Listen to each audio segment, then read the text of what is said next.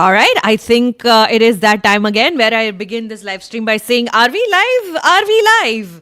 I think we are live. Welcome back to my channel. Ishita, Rahul, Uday. Long time. I know. Very Hi long time. guys. Thoda excitement. Hi. There we go.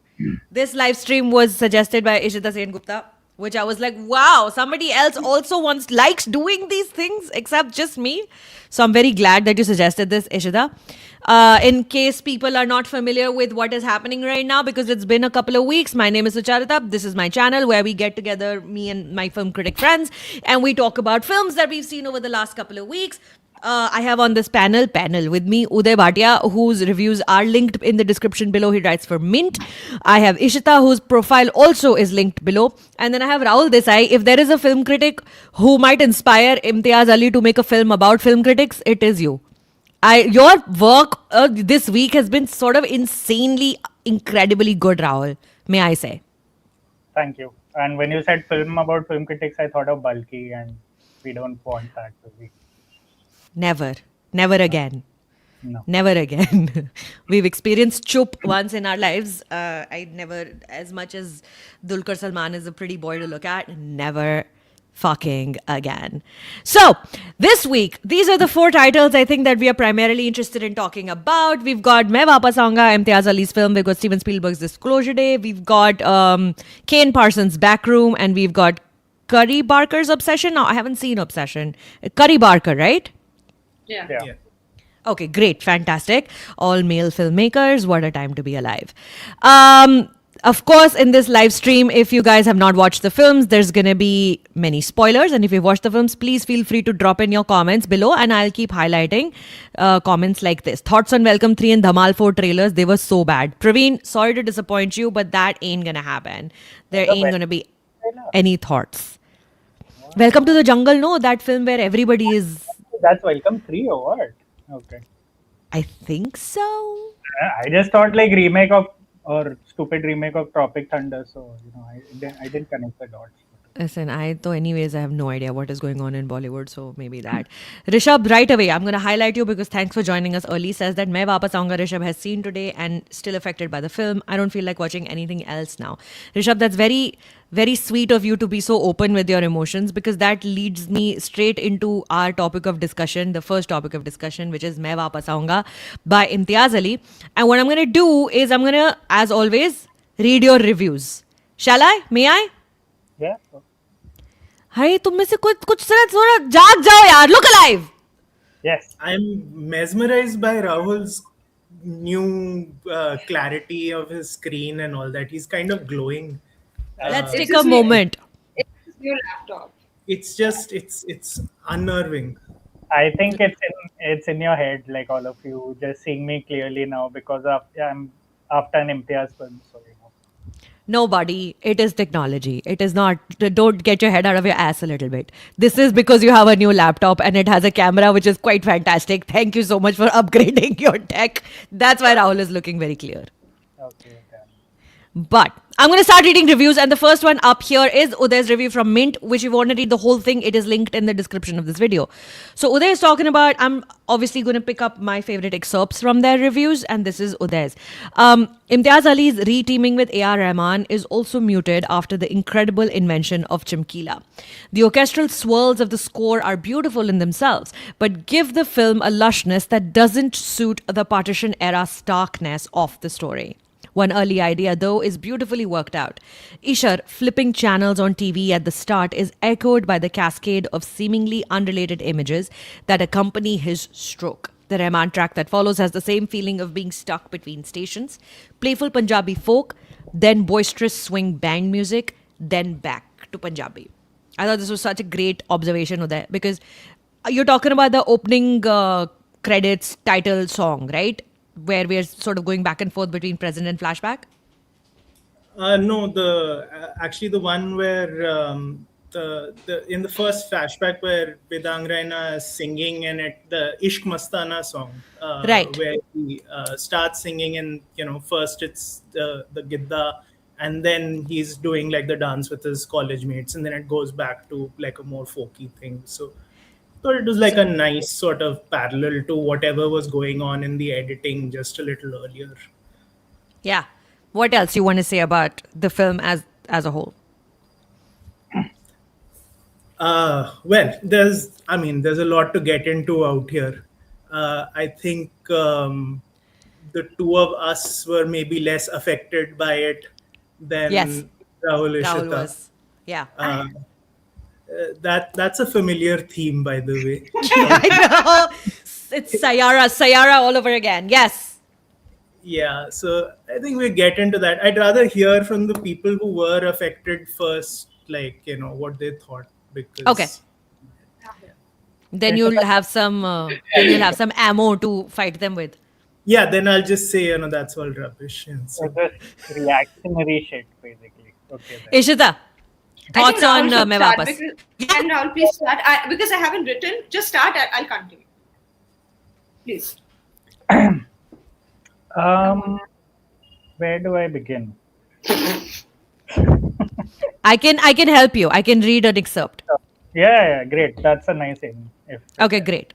So let me help you guys. This is, of course, Rahul's review that was published in the Hollywood Reporter India. Rahul, in my favorite excerpt from the review, talks about Imtiaz Ali himself. He says that this brings me to the fluid identity of the director. Imtiaz has spent much of his career being lauded and accused of the same thing, telling the same tale in different ways. With Main Vaapas Aaunga, however, he confronts the derivations of his own legacy. There are shades of his entire filmography scattered like ash across this movie. An eloping sequence from Jab We Met, the dual structure of Love Aajkal, the furtive glances of the newer Love Aajkal, the performativeness of love and wandering from Rockstar and Tamasha, the magic light montages of Amar Singh Chankila, even the Punjab roots trauma from Jab Harry Met Sejal. In many ways, the old storyteller on the bed is a version of Ali himself. He initially sounds like he's deriving a greatest hits album out of bygone truths and fictions. But once it emerges that the old man is struggling to reclaim the innocence of his past after bearing the brunt of a future, the parallels feel poignant. The film then becomes a self-critique of sorts. Take it away, Desai. Yeah, first of all, I cannot like go into this without really talking about like the central character, which is what Nasir plays.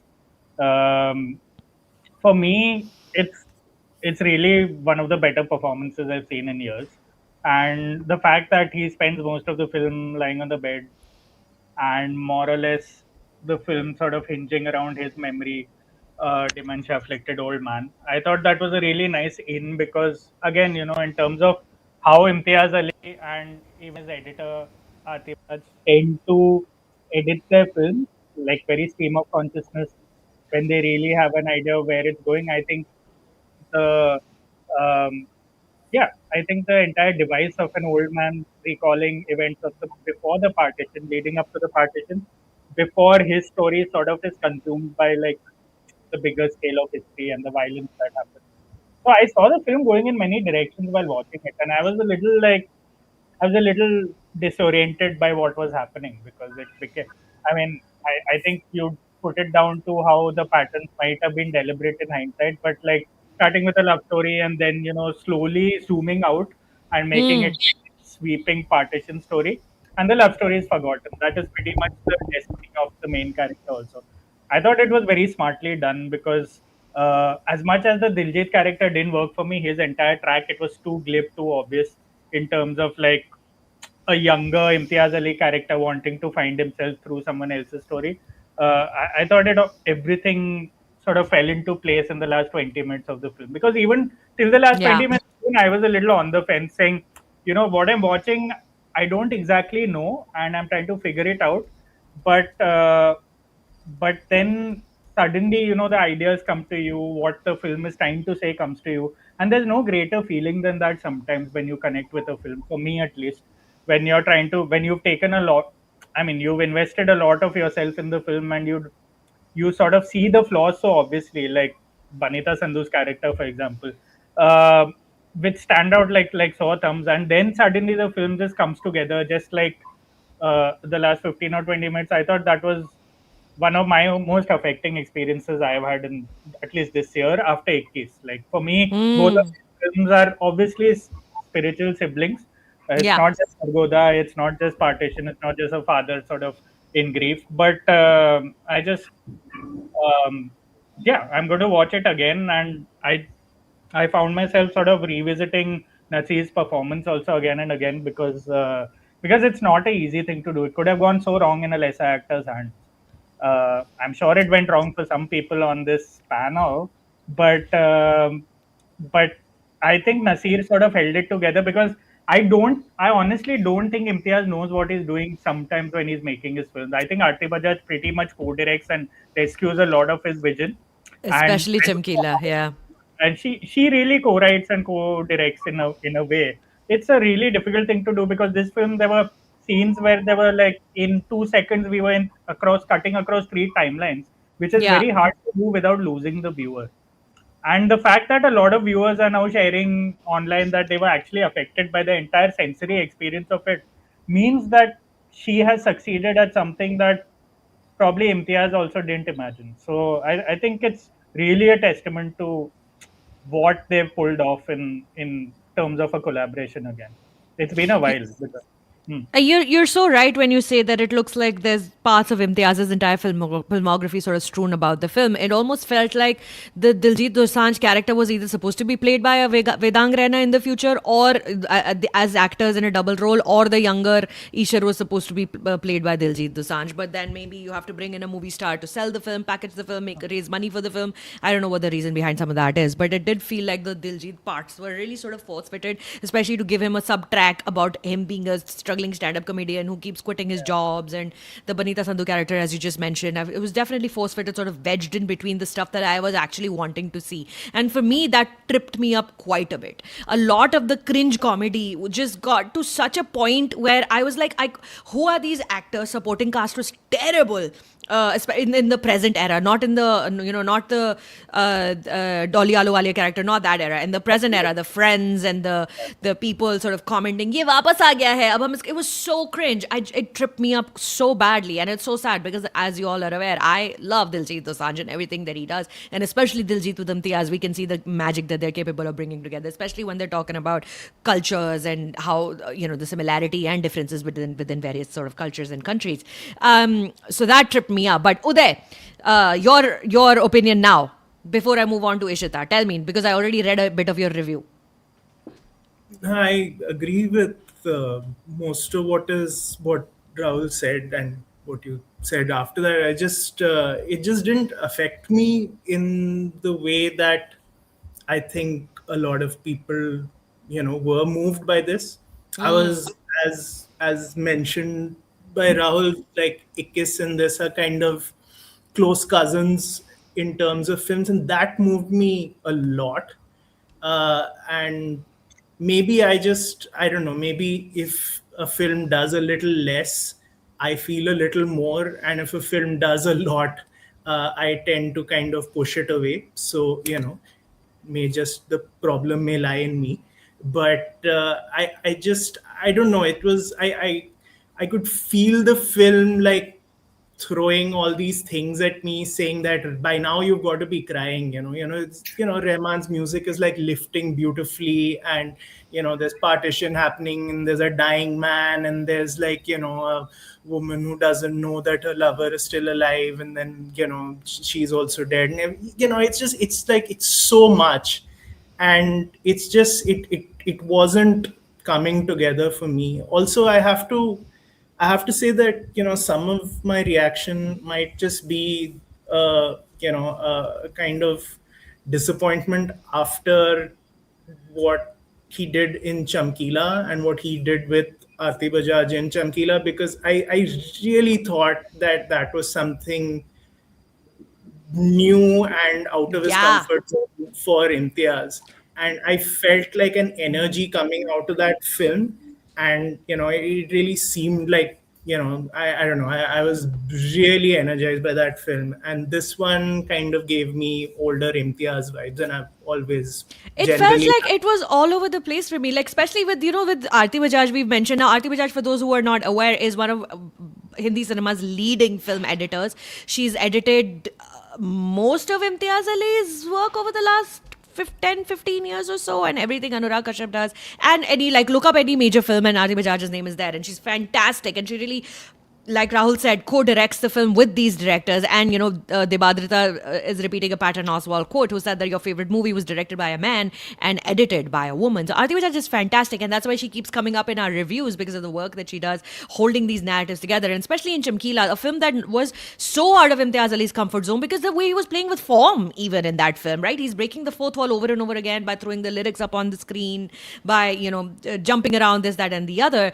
and, getting the actors to sing in real time. And like, I can't imagine all that footage and putting all of that together and making coherent sense of it could have been easier. I felt like this film, even her magic couldn't work for a long part of it, because again, I attribute all of that to the force-fitted grandson track, which felt like it occupied so much space which it did not need to.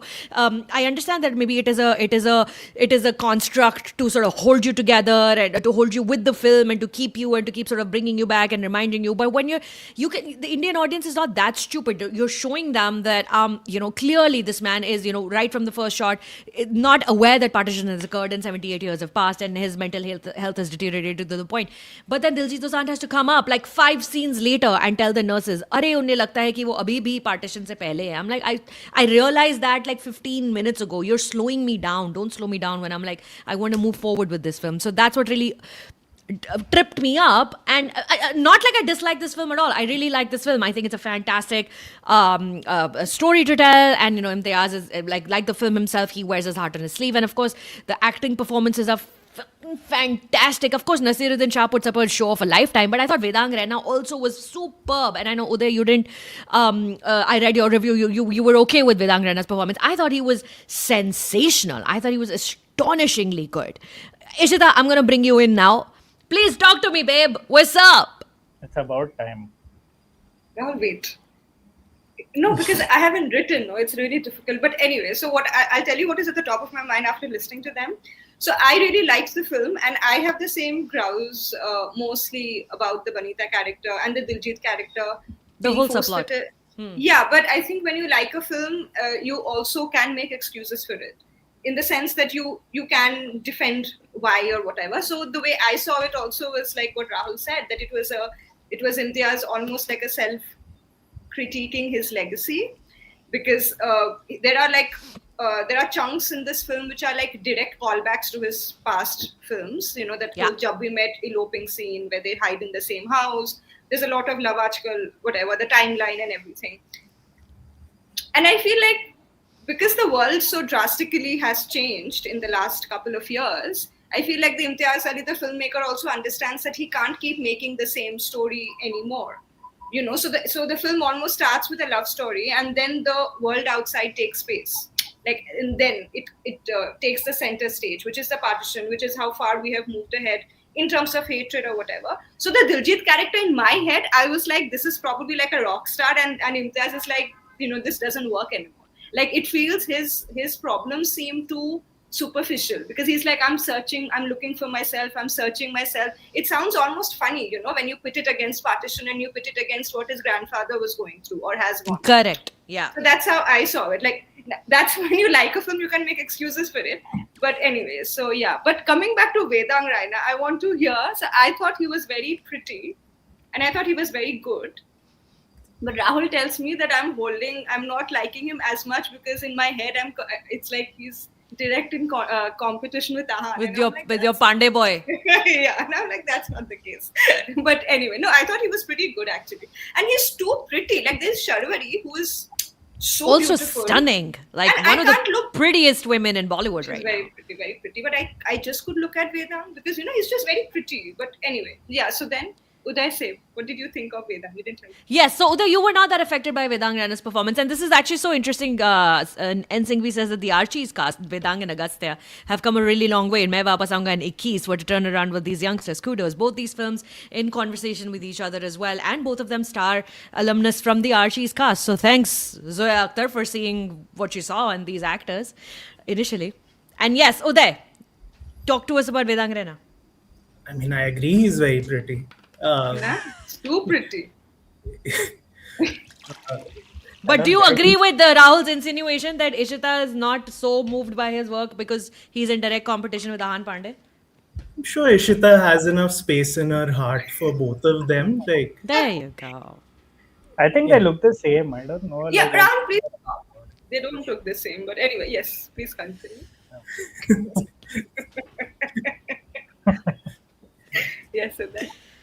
Yeah, I wasn't I wasn't very big on his performance. It wasn't like, I mean, it didn't annoy me or anything, Yeah. but I just thought that Sharvari gave me more, and like he was giving me nothing. Uh, maybe he's a good person to kind of project things onto. Uh, but I didn't feel he was quite right here. Also, I thought the period of the film, language, everything didn't quite sit right on him.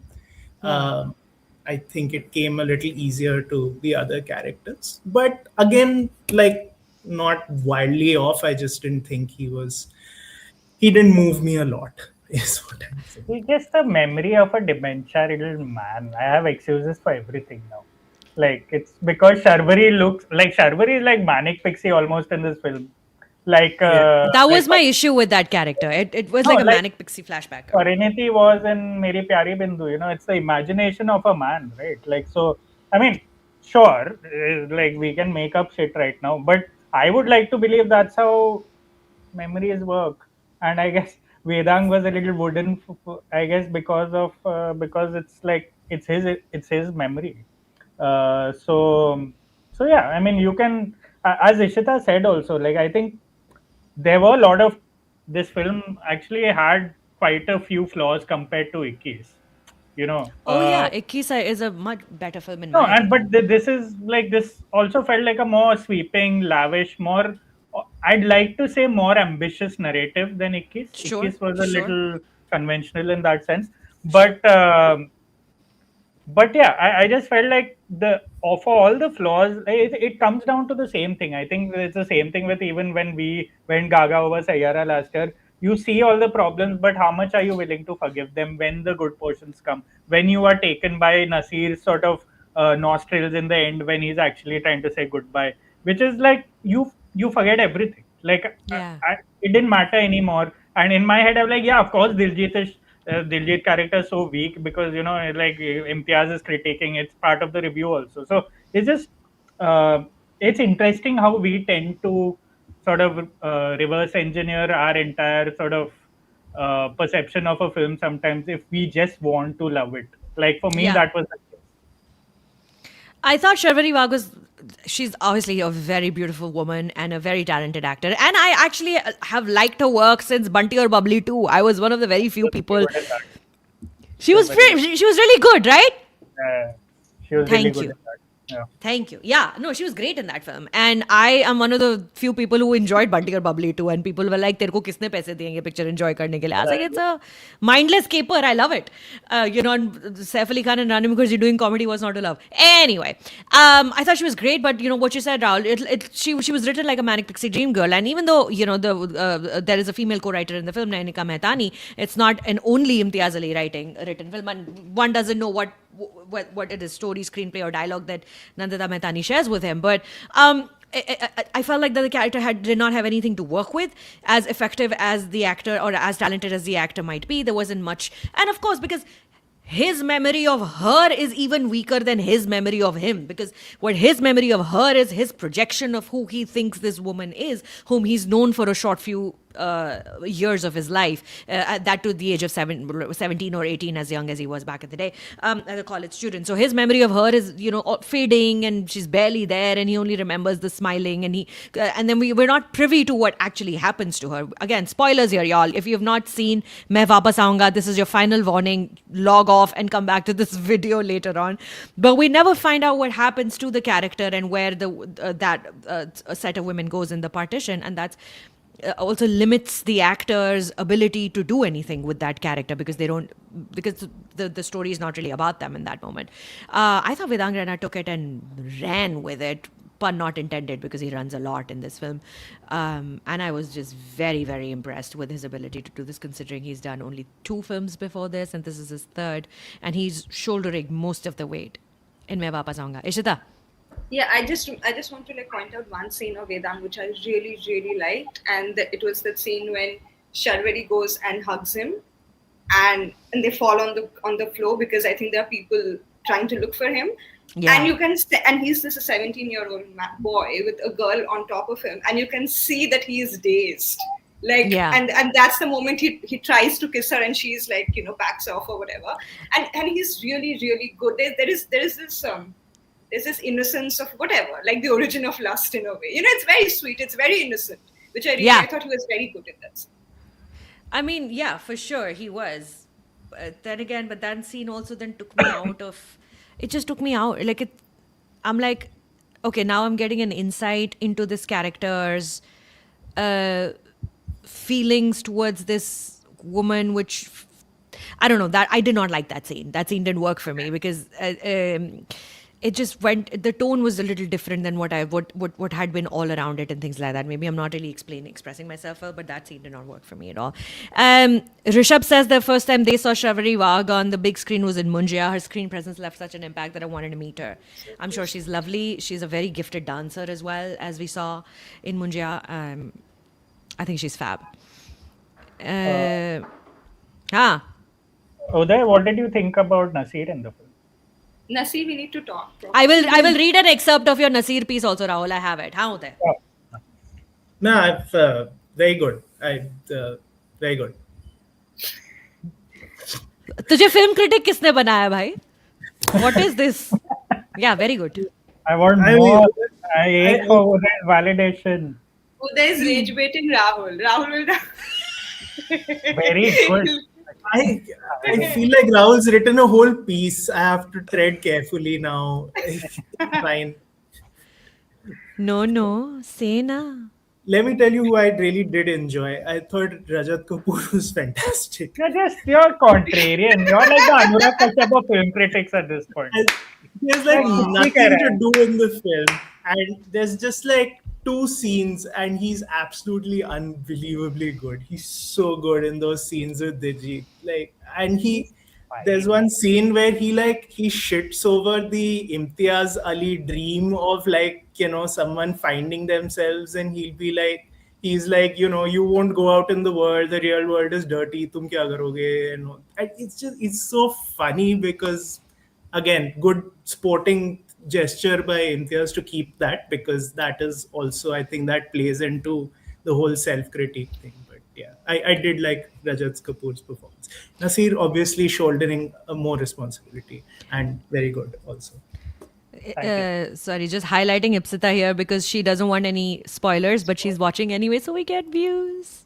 Thank you. You're so sweet. Everybody who's watching also, please like this stream, because if you click the thumbs up button, it doesn't cost you anything. But YouTube then shows it to more people. So like this stream underneath. And of course, become a subscriber of the channel if you're not a subscriber yet. Rahul Desai, rebuttal to Uday Bhatia's point on Rajat Kapoor. You know who I realized later was in this film? Sanjay Suri. I know this voice. I know this voice. This is a very recognizable voice. And then later I was like, was this Sanjay Suri? Then I went and I did Wikipedia and I was like, oh my God, Sanjay Suri plays the father, Jasmer. You'd barely see him in the film.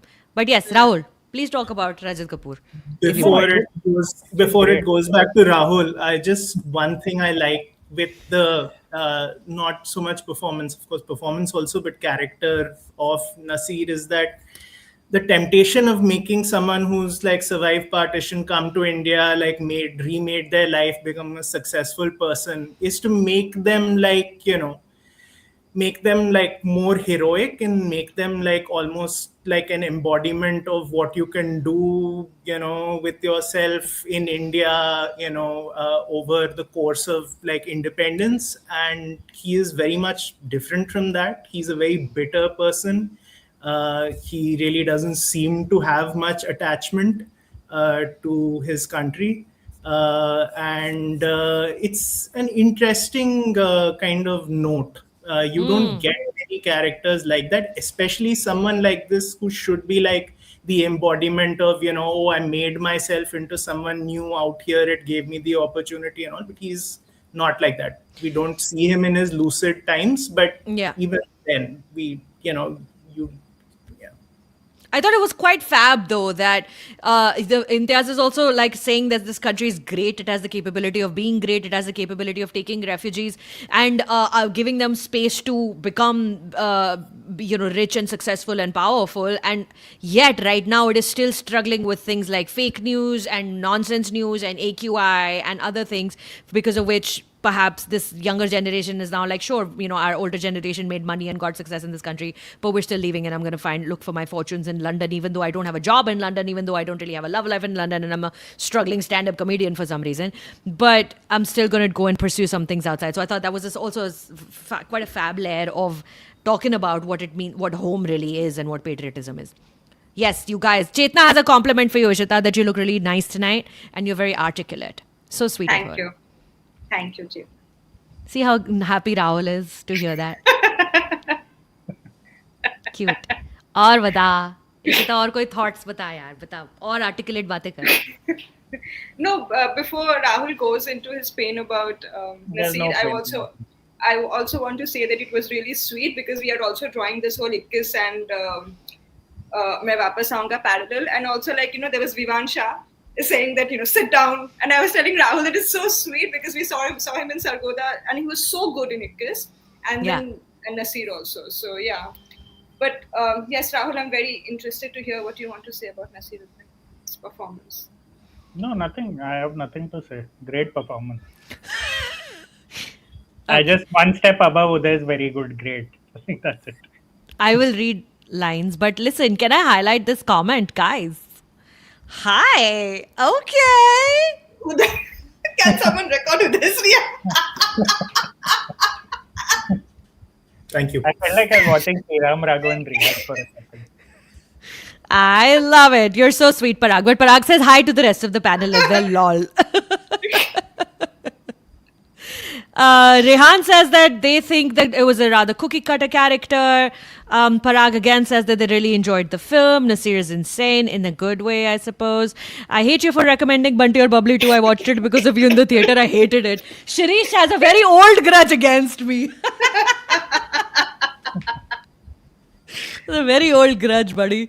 In the theater, I told my husband Rajat Kapoor is too good always. I love watching him. Okay, great. Now let me then now read about. Now we've spoken about Naseeruddin Shah's performance so much. Rahul Desai wrote a very nice piece on Naseer, not just talking about this one, but also talking about his performance in the Titan series that just came out, Very Stars with Jim Sarb, and he plays JRD Tata. So Rahul says here that it's why two of his most recent roles, a mere week apart, cut so deep. In the series Made in India, A Titan Story, his turn as an industrialist JRD Tata taps into the essence of this nation building.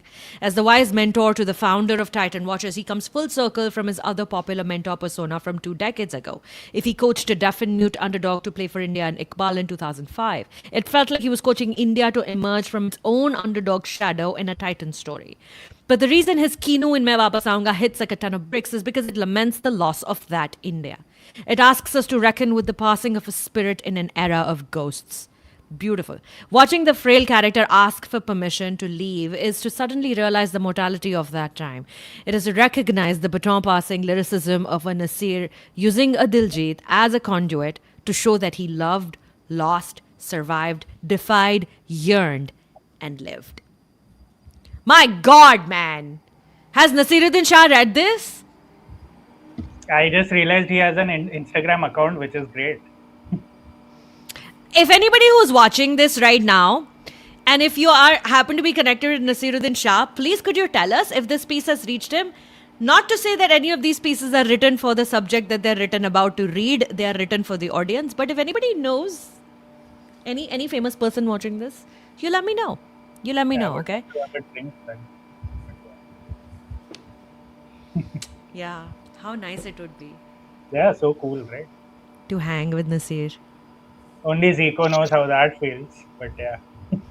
Zico Ghosh has hung out with Naseeruddin Shah? Yes, and he wrote a piece about it, very good piece also. Oh, I have not read that piece. Manav says me after writing the most dense and beautiful para on something I really wanted to talk about. He very good. That's like all of us. Really, it is. Very good. Any more thoughts on Main Vaapas Aaunga? Anybody wants to share, you guys? I More just- people should go watch it. I think more Yeah. people should go watch these films. At the risk of sounding like one of those annoying cinephiles on online and film Twitter in general, I really think like films like Ikkis and Main Vaapas Aaunga and couple of others in the same sort of category need to be watched more and discuss. Like a lot of people are discussing it online, but you're not seeing it a lot in the box office collections. And if people don't go watch it, it's not going to be made again. Yeah. Goes without saying. So you'd rather have a film like this than a lot of films that are coming out. So I think, and rather than fall into the same Imtiaz Ali trap of 10 years later saying, "Arey, wo to cult film thi," it's the same old sort of thing we always do with Imtiaz's movies. And I don't think he also likes it anymore. That nobody watches this film when it releases and then we call it a classic 10 years later. We are calling a lot of like Chamkila and this for a lot of people is already a classic. So, Yeah. yeah, you'd rather go watch it once, twice if you really like it because then there's no turning back. There's no complaints after that if these films aren't made. There are some things that everyone can do to save our culture and save cinema. One obviously is go buy movie tickets as much as you can. Look for the cheap days in the week, no problem. Look for like if your city has a theater that gives a discount on Tuesday, wait till Tuesday. Go watch the film on Tuesday, but don't wait for the film to come on streaming. That is ruining so much, so much. Watch films, go buy tickets. Do not torrent movies. Watch movies. Read reviews. Share your own thoughts on films with your friends among your circles, and subscribe to this channel. And also subscribe to Rahul Substack now, because that is also something that one must do. Parting thoughts, Uday, on Main Vaapas and generally what we're talking about. I agree with Rahul. I think a lot of people are having cathartic reactions to this film, and it's kind of rare that a film does that nowadays. And so, yeah, I mean, it's obviously been very slim pickings for the last few years with Hindi cinema. So even though I may have reservations with this film, I can see that a lot of people, it's really affecting them. And I think you should give yourself the chance to go and kind of take it in and see what it does to you. Ishita? Yeah, same. And also just to watch like a Nasiruddin Shah masterclass. I mean, he's just like so good, and I feel like there is a level of excellence which exists because Nasir exists, and it will cease to exist once he goes. And I think it's really very important. But it's like I feel like he's not like he's reached that scale where it probably doesn't matter to him that if people give him an award or not. But I think it's just so important to see what good artistry feels like. Like that's Yeah. what I felt while watching this movie.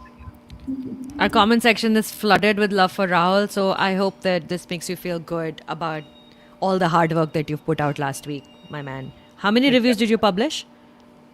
Not much, like 3. Oh, that's a slow week. It's a slow week, but then add a Substack to it, so 4, I guess. Hi, Ishita. What do you think?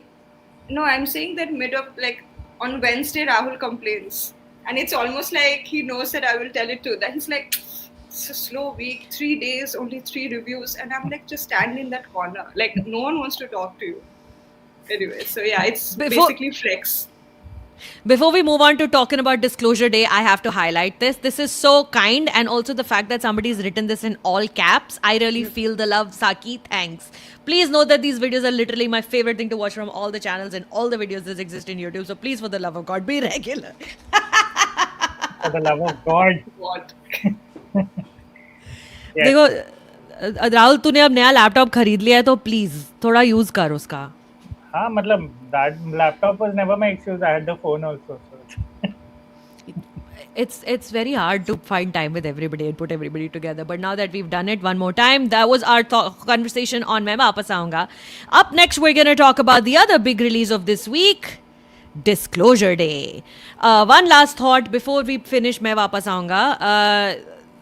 Imtiaz Ali uses images from displacements and genocides occurring all over the world right now, and of course, which brings to mind everything that's happening in Palestine, the genocide that's going on right now.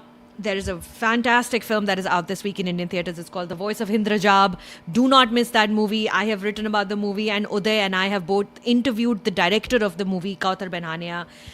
She's fab. The film is fab, and the movie is out this week. The Voice of Hindrajab.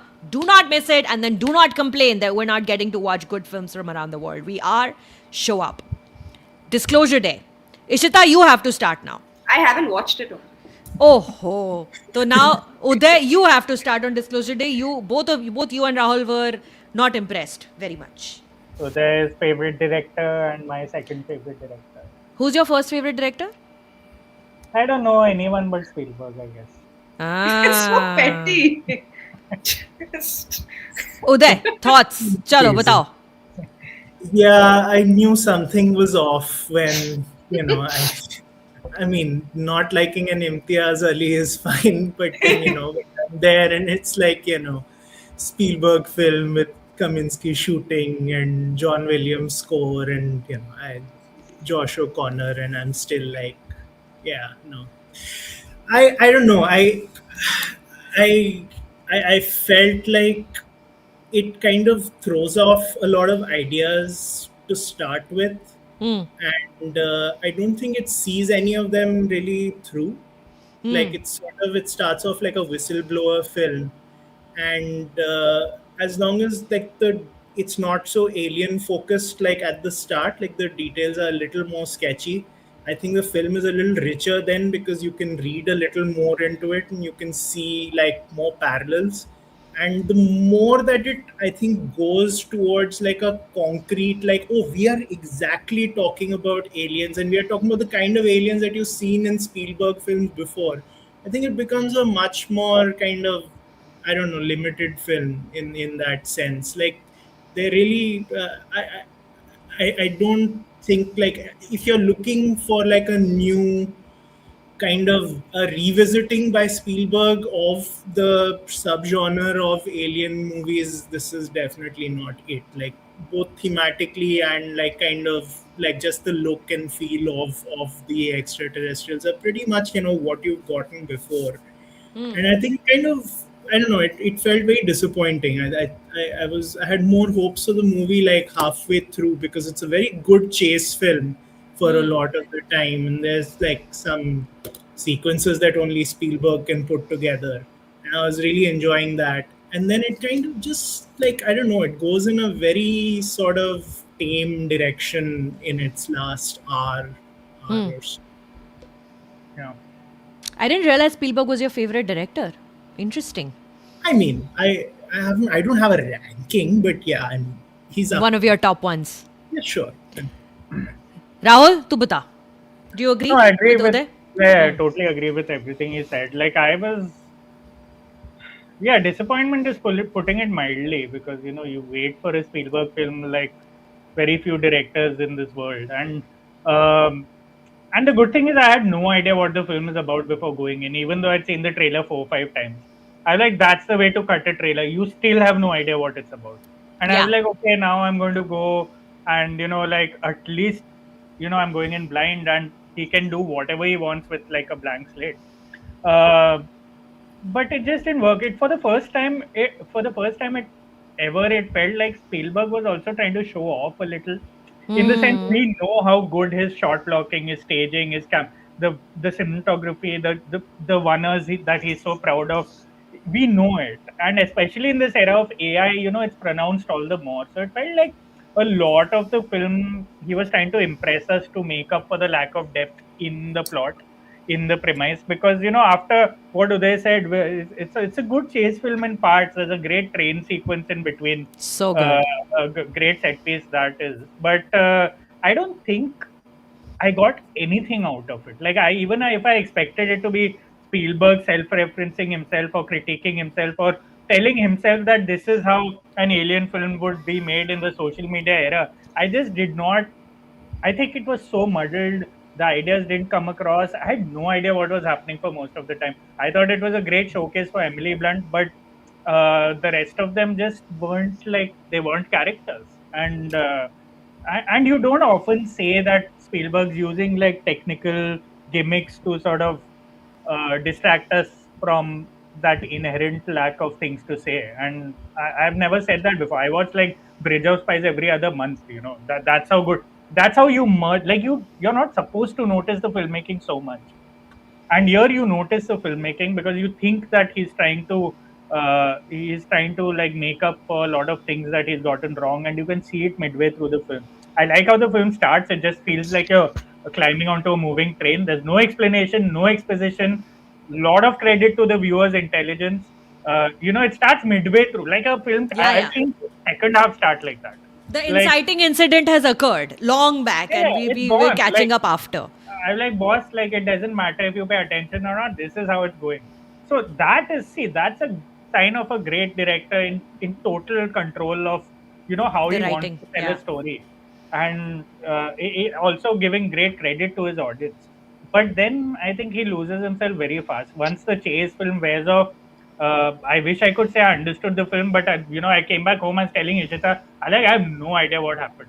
Like I just know Mm. the last 15 minutes were just like him sort of remaking, or like giving an ode to the post in sort of through like a almost like a newsroom sort of era. But I Mm. just did not feel the Spielbergianism. Like I just it didn't affect me at all. I forgot about it and it didn't help that I went all the way to Vadala to watch it on an IMAX screen. I think that pissed me off even more. Like it took 2 hours to go and like 1.5 hours to come, and I was like, is it worth it? Yeah. I really enjoyed this film, you guys. I really loved Oh, this movie. Yeah, that was a good. I enjoyed the hell out of it. I thought it was old school, masala, cheesy, obvious sort of Spielberg space movie, alien film, not alien invasion so much, but alien interaction film.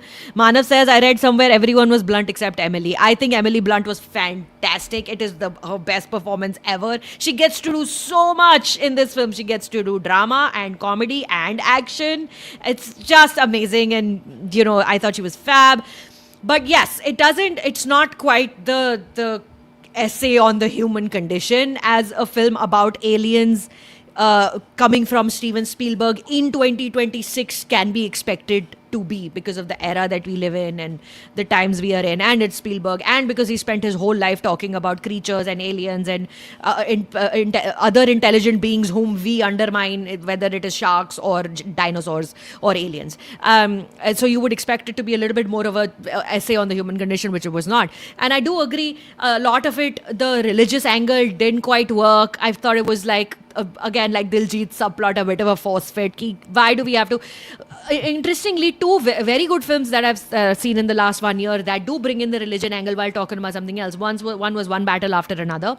I thought they did that bit very well. And the other was Ryan Johnson's Wake Up Dead Man, Knives Out Mystery. That film, Josh O'Connor again in that movie. In that was film, he great. plays an actual priest, and a priest sort of coming to terms with the fact that people can be bad while being religious and all of that stuff. It's such a fabulous. And Ryan Johnson, when I had the opportunity to chat with him, also said that it was very personal for him where all of this was coming from, much like Scorsese's films have been for his whole life, sort of balancing that religious and other real world, getting rid of the naivety that sometimes comes with religion. But I thought it was quite a Disclosure Day was very entertaining, very enjoyable. I was hook, line, and sinker, taken by the Hollywood magic, the movie making, the old schoolness of it all. I'm gonna still read an excerpt from your pieces. Uday says, on Disclosure Day, one of the many weapons in Emily Blunt's arsenal, and I loved that you wrote this about her, Uday. One of the many weapons in Emily Blunt's arsenal is an unblinking sardonic stare, a direct line to the audience, sometimes deployed dramatically, but more often comedically. She does it to great effect in Disclosure Day, and because it usually follows one of her sudden savant moments, which she retains no memory of, it's especially funny. She's the screwball heart of Spielberg's film, more arresting than Josh O'Connor's sad sack whistleblower or Colin Firth's one-note villain. Her funniest, warmest scenes are with Wyatt Russell, who plays her clueless musician boyfriend. You want to talk more about Emily Blunt's performance, Uday? I was a huge fan. I mean, I've liked her off and on. I wouldn't say like she's someone that Have I always go loved. to the cinema for, but she's so good in this, and the film really needs her, because if it was a less, you know, interesting performance and like really big performance, If it was not that, I think this film would have really suffered. What do you think about others? To Coleman Domingo, I thought was a giant waste. He's so good. He's so talented. Gets to do nothing in this film. Yeah, I didn't get that entire monologue with Colin Firth, Coleman Domingo and Colin Firth when they meet for the first time. Oh yeah, when they sit across from Where each he's other. pretty much explaining the whole film, basically, saying that, this is what you need to think. Shut the hell up. I was like, yeah, cool. H.V. Pachicia saying that in his interview, Spielberg said the film was about empathy and peace. It's a far reach, but maybe needed. Sure, and the film tells you that it is about empathy and peace in as many words. Many times. In as many words. Like at one point, they say that the aliens say that the one thing that humans have that aliens don't have is empathy. Right? Am I misremembering it? That scene comes in the film, right? Yeah, This is my Sayara moment, guys. I fell for it all. Yeah, I think Spielberg came on screen once and knocked on the camera and was like, this film is about empathy and peace. Also. Do you get it? Do you get it? Do you get it? Okay. Let's read some more comments. Jasraj says that respects us a lot, but please remember everything can be judged based on technicality. Sometimes emotions overpower every shortcoming. मैं वापस आऊंगा. 5 thumbs up. ठीक है, Jasraj. Nobody's disagreeing with you. मतलब हम तो सिर्फ emotions ही है इधर. There's no technicality. Exactly. Chalakudi Tale says Vatican also has trucks it owns overturned every once in a while. What? I don't understand that. I don't get it. Religion? Something? I don't know.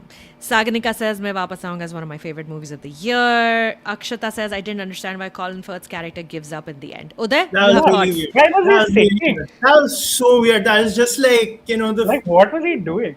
Spielberg and David kept saying that, rende, rather than come up with something, let's just. It was so get funny. it. All his entire team was looked at him with such disappointment, saying, "Are you going to let that happen?" He's like, "Yes," and he sits and watches like the rest of us. I like that as meta. And at least, I thought that the uska jo second in command hai, I thought that guy, he's like a trigger happy guy. I thought he'd at least try and shoot them or something, do something, then, and then Emily Blunt Gave up will after the train teleport scene. him out of there or something. But nothing. What? So Rahul says in his review of Disclosure Day, which he's published on the Quint. Congrats on doing that. A brand new publication for your pieces. Well done. Rahul says one might see Disclosure Day as Spielberg's boomer-coded prayer for humanity in an age of fascism and political intolerance. One can see it as a final word on where we stand in the universe and how perhaps extraterrestrial creatures have been the protagonists and survivors all along. One can even see it as a superhero film in disguise, where characters like Daniel and Margaret are biblical versions of famous comic book figures with mysterious powers. However one sees it though, this is a real Spielberg movie that pretends to be smart. The harder it pretends, the less transfixing it is. This was very funny. Long-time collaborator John Williams' score unfolds like an analog soundscape in a digital thriller. I'm all for contrast, but it's jarring here. There are times when you expect a dinosaur to interrupt a pulsating chase. Slow down. Very funny. You're very right, though. It's because you don't hear those kind of scores, right? You don't hear like a orchestral score anymore. Yeah. And especially like in a modern movie set in the present day. So when you get that, it is weird. Yeah, Yeah, sometimes In it works. mind, but it does stick out. Yeah. I love how Godfather. classical it was. Like how classical Spielberg is also. He's like, screw you all. You think this is going to be the sound in this scene? You're so wrong. John Williams is on another hemisphere altogether. And I was like, this is great. I mean, there's one moment quite close to the end where like the suspense is building up, and they do like the little drum thing, like the little drumming thing, and I'm like, this is so old-fashioned. Yeah. And it was almost endearing that, because you haven't heard that sound like in I know. in I remember film that. since maybe the last time John Williams scored anything. And That's what I'm saying. The whole old-fashionedness of it, I loved. I loved how old-fashioned the whole thing was. I love how old-fashioned the aliens were. Like the first idea of what an alien creature looks like, anybody that drew on a piece of paper was like this face with this like, conical sort of face with the long fingers. And yeah, turns out aliens are like that. I love that. I love the whimsy of it all. And one of you said that you all didn't like the way the aliens were shaped. Which one was you? Which one was it out of the two of you? Uday, was it you? No. Sorry. Yeah. Uday is looking very guilty. So Uday, say about why you didn't like that the aliens were so old-fashioned also. Shyamalan did it better. I forget the aliens. What did you think of the animals, the weird CGI animals? I thought it was all amazing, man. I loved it. It's really. I mean- the animals are funny. I thought it was awesome that anytime an animal is making eye contact with you when you're like, oh my god, why is that cat looking at me so much? And we've all had that moment, right? Over and over. Now you're thinking, oh my god, is that an alien? I love it. I guess. It's whimsical.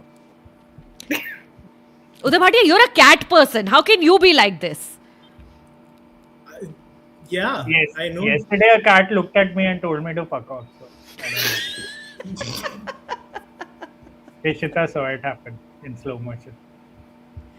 The Yeah. cat was looking at Rahul, and then when Rahul took a turn, she or he flicked the tail. It's like, fuck off. Stop staring at me. And Rahul is like, Very she doesn't powerful. like- yeah. Very powerful. Alien. I also love that in this film, in the end, you find out. Again, guys, spoilers. Mute kar do ya chale jao. In the end, you find out that the alien told Coleman Domingo to do all of that work that he's done with this guy. What's his name? Josh O'Connor. That instruction came from the alien that they had saved all those years ago and kept Wow, with them. I had Did you no idea realize that? No idea. Again, as I said, I didn't get most of the film. The alien had told them to do that, to trust this boy because he was an experiential, what is that term? Right? There's two people in the world who had the alien experience as kids. And that's why, Experiencer or yeah. experiencer. So the alien told him that एक तो वो है न्यूज़कास्टर और एक ये लड़का है जो इस कंपनी में काम करता है तो इसको तुम हायर करो इस कंपनी में ये एक दिन तुम्हारे सीक्रेट्स चुरा के भागेगा तो because Coleman Domingo and Colin Firth work in the company together na and then Coleman is the first one who branches out and starts this sort of side company to do the disclosure so he had hired that kid as a kid or not as a kid like a couple of years ago because he was an experiencer. That's awesome. That's so cheesy and so fun. I love So- that you were invested enough to figure that out. Yeah, it's I so was it's not. like it's what a good fantasy story hinges on one mentor figure knowing that this kid needs to be mentored for a later on output. It might be a selfish thing to have done, but it is for the larger good. It's so classic. Classic. Okay. Okay. All right. Enough of that. Now, I have not seen Obsession. Raise your hand if you've seen Obsession. Ishita. Now, babe, you have to start because you didn't watch the last one, so we've not heard from you in like 15 minutes. Yes. So Obsession is about. Should I start like that? So it's basically about this boy who has this obsessive crush on a girl, and then he makes a wish, and then what happens is the film. What I found more interesting than the film is the discourse, basically, and the fact that it has become this huge monster hit. Like I got the film, like I watched it and I got it what the film was trying to say, but I also feel like people are taking different readings of it. It's like I think the film is on the idea of masculinity and how toxic masculinity and about how this man who actually makes a wish that his crush loves him back manifests in a very controlling girlfriend. Because that's the idea. I think that's what the film was arriving at. That's the idea of love, which most men associate with. Okay? And then it works out. But when we went to watch the film, a lot of young couples went, and I think it became like a date movie. And I think girls and the boys were laughing, saying, "She's like you only." I'm like, but that's not the point of the film, though. So that was a little like scary. Like, so the discourse has been really interesting to follow, like what people are taking back from the film. Yeah, it's true. So Why do you yeah. think it's become? Why do you think it's become this global phenomenon? I haven't watched the film, so I have absolutely no reading into why it's become what it's For become. one, I Ishita. feel like that there is an accessibility to the premise that there is this girl who is madly in love with the boy and the boy doesn't know what to do. It can go two ways. Like it can become comical, or it's horror here. But also, I feel like the filmmaking, in this case, which I was telling Rahul also, that it's very, and I don't mean it in a bad way. It's also a little Instagrammy in the way that it's very like swiftly cut. It's very it's always aware that the audience attention should not falter. Yeah, yeah. It's one of those films which probably will become the norm at some point. Like it's you can understand that they're titillating you, like they want to hold your attention no matter what. So this kind of filmmaking, which is a little like real, and I don't mean it in a bad way. Like it's Yeah. So I think that probably has contributed a lot too because the pacing is pretty impressive. Rahul? Like Yeah, no, I agree with everything Ishita said, and like I I'm not like the biggest fan of the film. I thought it was fine. I don't like really remember it anymore. But the Instagram filmmaking thing, I felt like a lot of the film was made with scenes in mind that would become memes, that would become gifs. Uh, you tend to see that with younger filmmakers, like attention-seeking filmmaking, and in context of the film, that really works. Like because it's about it's about a seemingly crazy girlfriend who's actually just a projection of a boy's idea of what a loving girlfriend should be. So, yeah, I thought the theme itself was wafer thin, honestly. Like, I didn't see anything that crazy clever about it. I thought it was fine. We've seen social horror for the longest time. I just felt like this mixed, like, teen horror films with an idea of like I don't know what young adult films or whatever. So I felt like they mixed two genres and made like horror out of it. I didn't find it very scary. I don't know what that says about me. But yeah, it was fine. Like I just thought like there were parts where it really dragged, and I was like, sure, they're going for the gore and they're going for like they're going to shock the audience in so many scenes. And great that it's made so much money, but I can't believe that it's sort of becoming one of the highest grossing horror films of all time. I mean, give me what's the name of the film last year? Weapons. Weapons over Weapons. any day, like because simply because the filmmaking is similar in a way, but like simply because it just that was something more specific than this. Like it just felt like the wryness of the filmmaking there had purpose. Here it was just like, oh, we're going to get you again, we're going to keep you in constant tension throughout the film, which this film does. It's like every scene you don't know where it's going, you don't know how the girl will react, you don't know what the guy will do, and anyone laughing or feeling bad for the guy becomes part of the punchline. So Hmm. I think it's fine. Like it's nothing crazy inventive. It's okay. I don't get the fuss though. Uday, do you get the fuss? I enjoyed it a lot. I thought it was really a lot of fun, and I thought Indy Navarrete is like, I mean, that for me, I think I cannot think of a performance that has elevated a film and like just jumped out the way hers has for like years and years. Like like from a person who's like not really heard of before, like someone just coming Correct. in and giving that kind of performance. Unbelievably good performance. The physicality and what she's doing with her voice and her face and is just off the charts. It is so funny, and it's so deft also, because she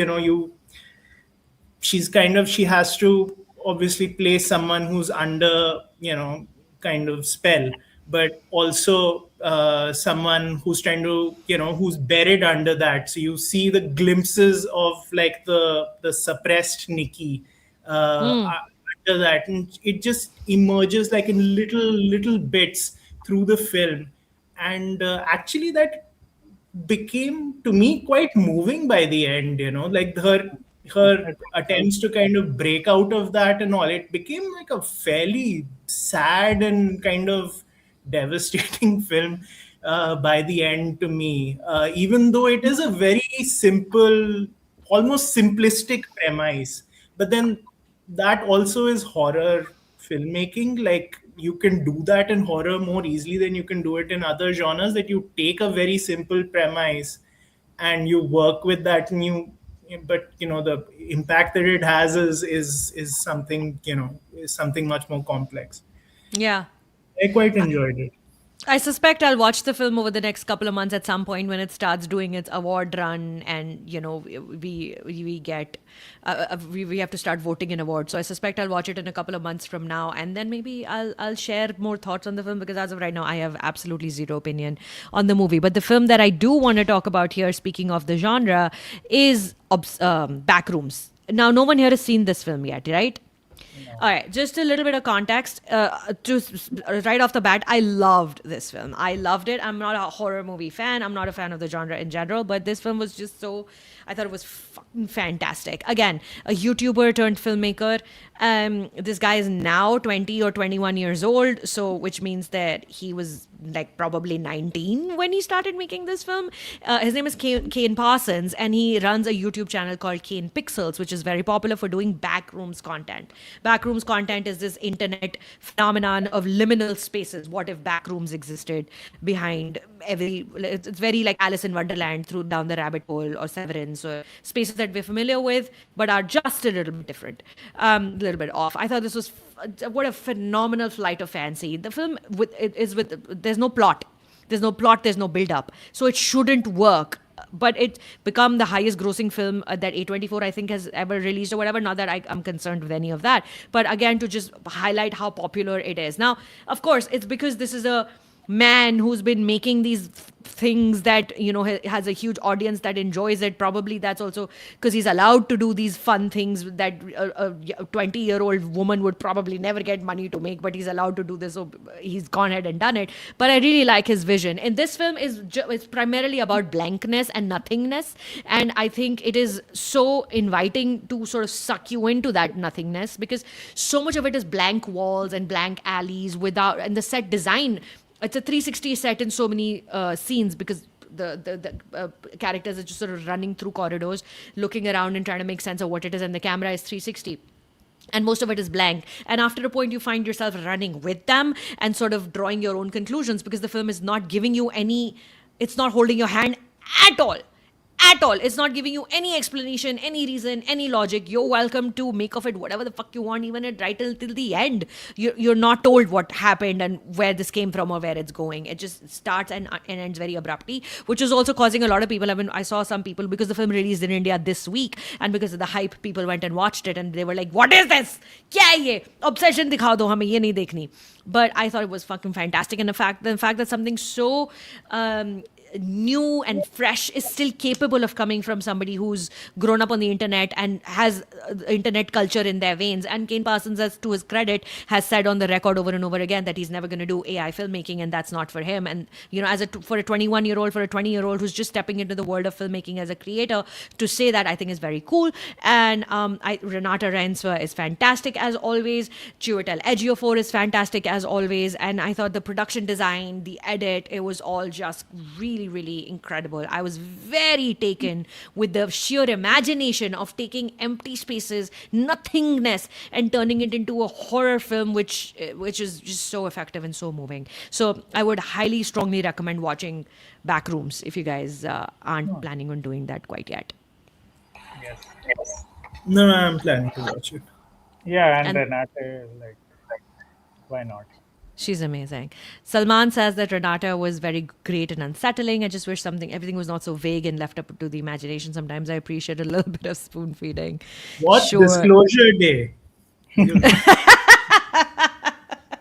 That's like the whole plate. Also, मैं वापस आऊंगा. Talking about spoon feeding. Little bit of spoon feeding via movie star. Unnecessary. Please talk about unnecessary. Diljit Dosanjh's track was unnecessary. I love you, Diljit. I love you so much. If you're watching, if your team sends you this, I love you so much. This is not about you, okay? I hope you know that. Please don't be mad. Whatever. Sagnik says, have you guys seen the Obsession director's first feature called Milk and Cereal on YouTube? Has anybody seen that? No. Okay. I haven't either. All right. I think that wraps up. Oh, Ishita, you wanted to talk about the Titan series as well a little bit, right? Yeah, I think we. Let's go. Yeah, you have watched it, no? No, I just started it. Oh, Rahul has watched it. It's a very good show. It's streaming on Amazon Prime.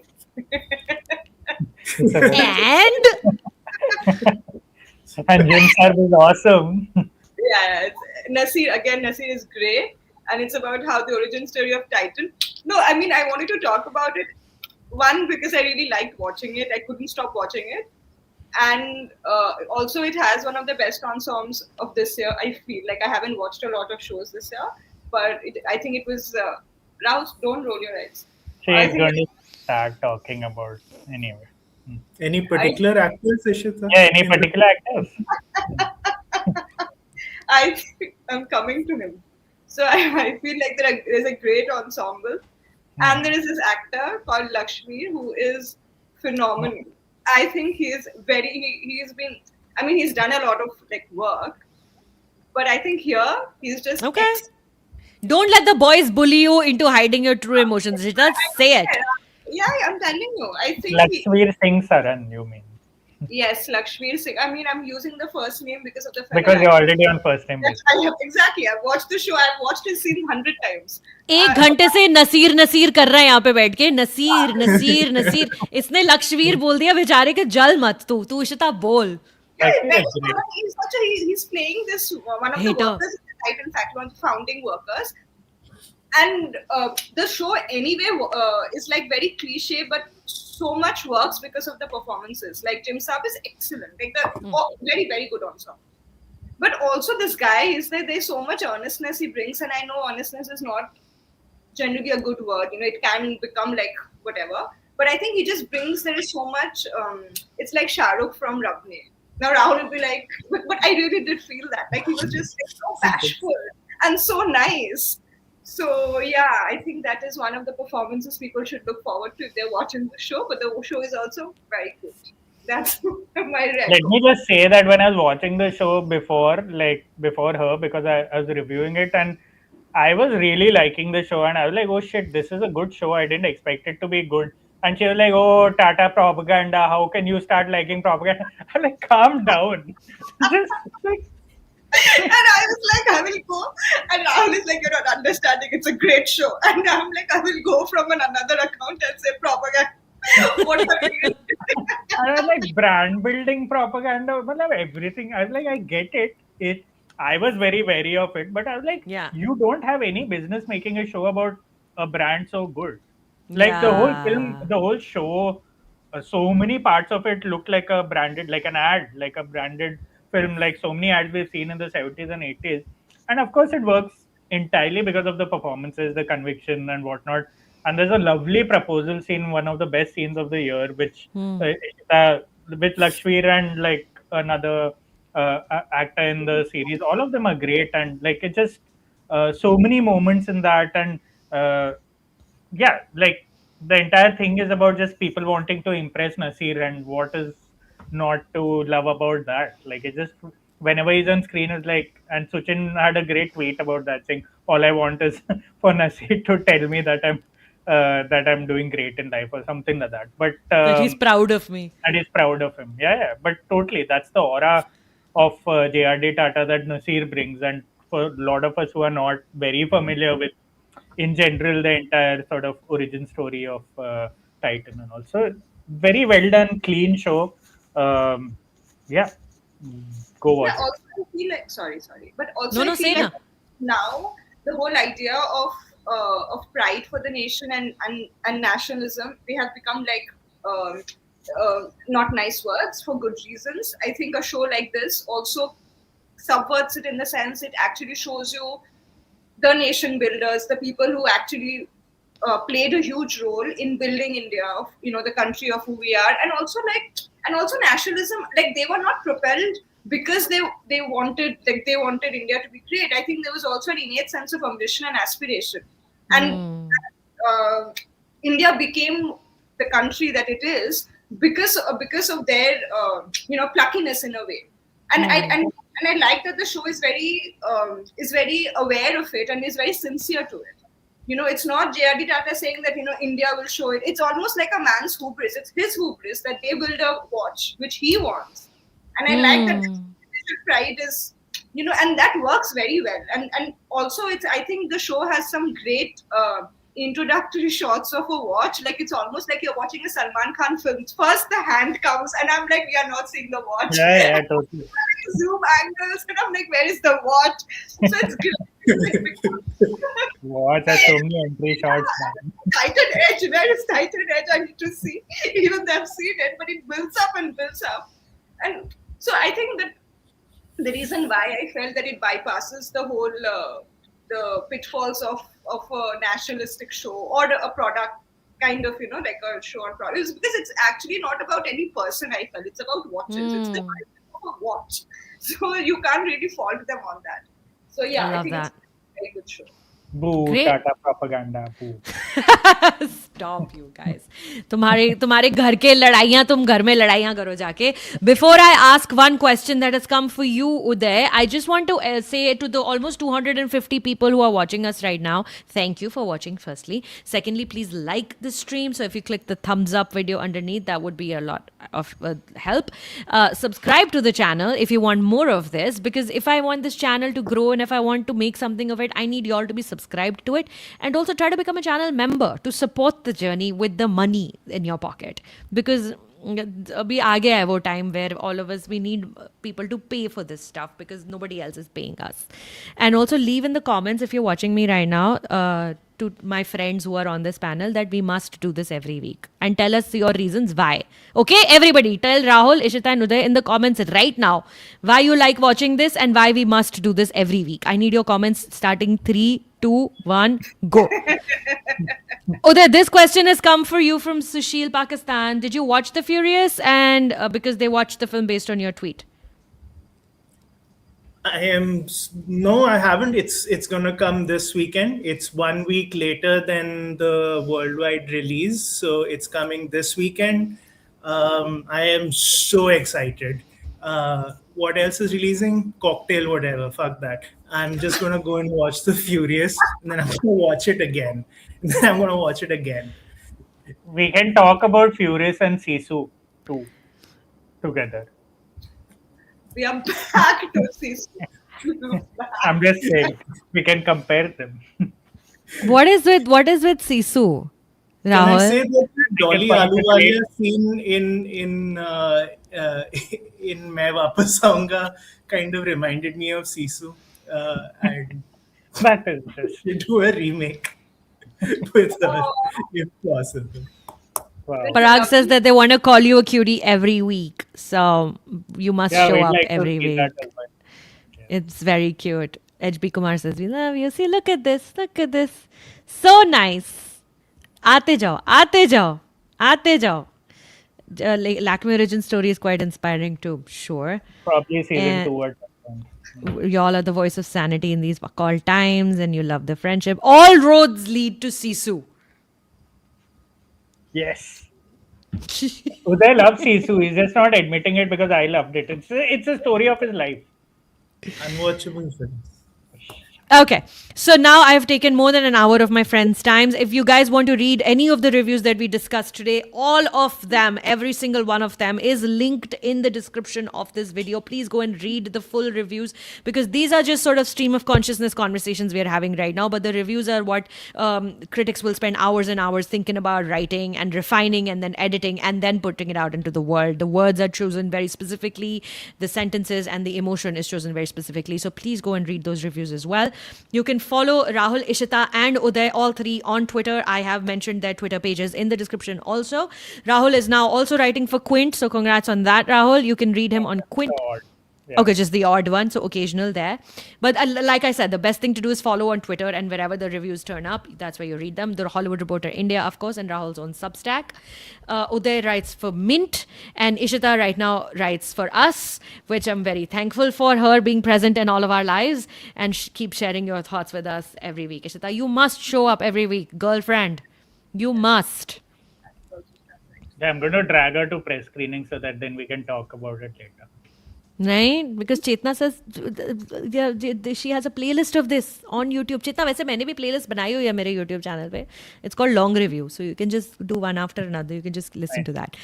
Also do a retrospective review of old movies to see how they aged. Maybe we will. Again, give us money.